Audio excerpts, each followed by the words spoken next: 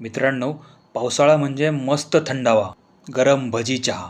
पण याच काळात सर्वात जास्त लोक हॉस्पिटलमध्ये ॲडमिट होतात. मान्सून म्हणजे ब्रीडिंग सीझन फॉर जर्म्स. अनेक आजारांचा धोका खूप वाढतो. डेंग्यू आणि चिकनगुनिया, डासांमुळे ताप, अंगदुखी, प्लेटलेट्स कमी होतात.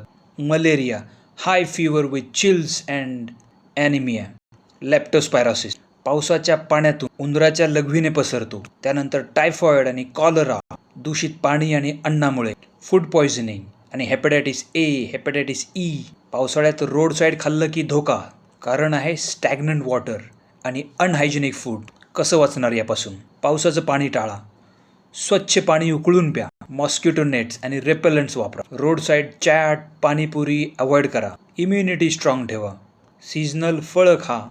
फीवर आला तर डॉक्टरकडे जा. थांबून बघू नका. पावसाळ्यातला आनंद हवा, पण आजार नको. हा व्हिडिओ शेअर करा आणि आपल्या फॅमिली फ्रेंड्सना सेफ ठेवा. आरोग्याचं रक्षण म्हणजेच खऱ्या अर्थाने पावसाची मजा.